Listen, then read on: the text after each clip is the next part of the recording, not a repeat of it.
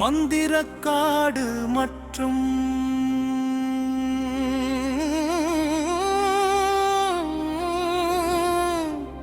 சின்ன சிங்கம்.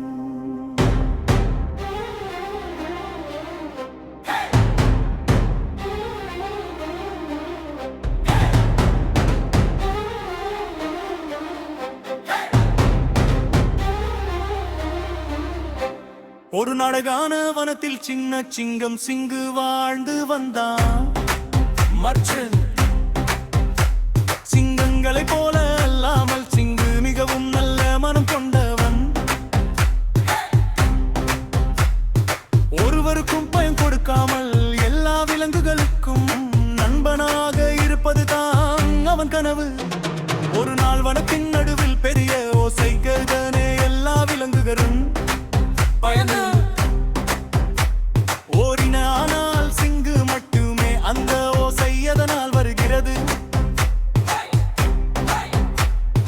என்பதை பார்த்து அறிய முடிவு செய்தான். தைரியம் கொண்டு அவன் பெரிய மரங்களை கடந்து சென்றான். அங்கே ஒரு பெரிய சிக்கியுள்ளது மந்திரக்காட்டு நல்ல யானை. யானை யானை வெகு வர முடியாமல் அழுது கொண்டிருந்தது.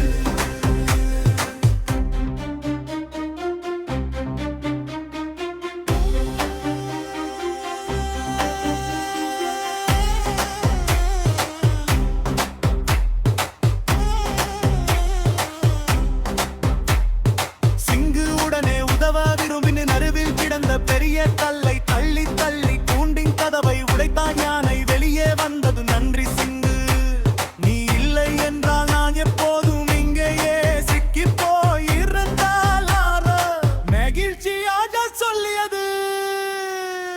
அதோடு யானை தனது மந்திர தூளை சிங்கின் மீது தூவியது.